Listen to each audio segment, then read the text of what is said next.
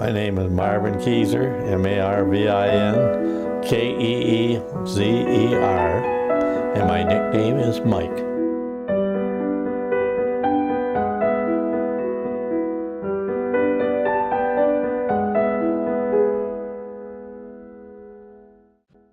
I was born in Chelsea, Michigan, on a farm north of Chelsea, about 3 miles, on a Canfield farm.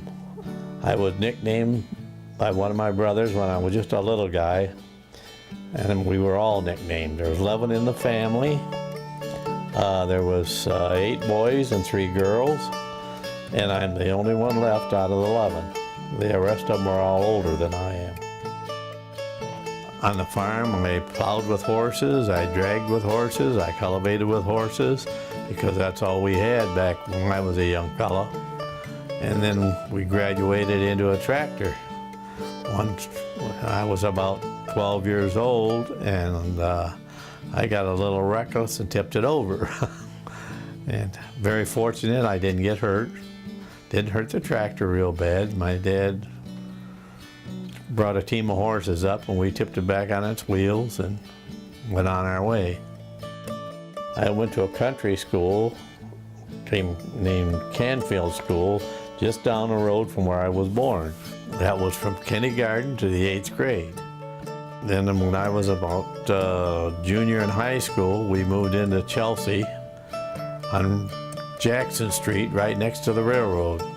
And there used to be a midnight flyer go through every night at midnight, and it would blow its whistle from one end of town to the other. And you get used to it after a while, and you don't even bother you.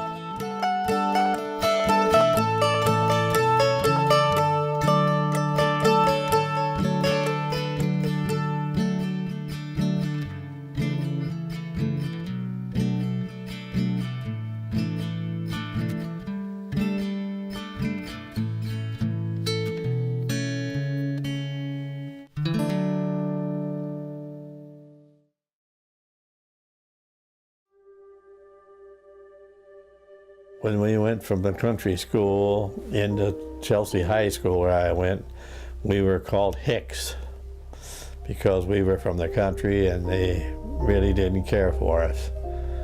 So I guess there was 4 of us, and we kind of kept a low profile all our way through high school, and was probably on the outside looking in mostly. And I think that's why I never associated with many people from Chelsea. I got to meet friends at the gas station in Manchester, and I got to be friends with young fellows in Manchester that were real nice, and a lot of them were farmers. And we kind of were on the same wavelength, and then I started running around with people from Manchester and never cared about going back to Chelsea. My dad passed away when I was a senior in high school. He was 57 years old, a young man really, but he did get to see me in my cap and gown. We went down to the hospital. I and my nephew who graduated with me. We both went down to the hospital, the U of M hospital, that's where he was, and we got in and he got to see us both in our caps and gowns. And shortly after our graduation, a few days afterwards, is when he passed away.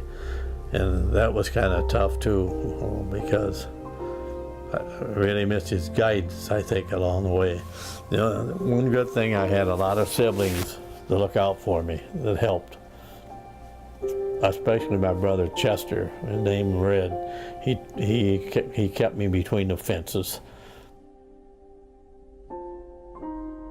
I had an opportunity to come to Manchester and have a job working for my brother-in-law, which went very well. We opened up a brand new gas station, a mobile station. I came over and helped him when I wasn't working in Chelsea, and then he offered me a better job and more money.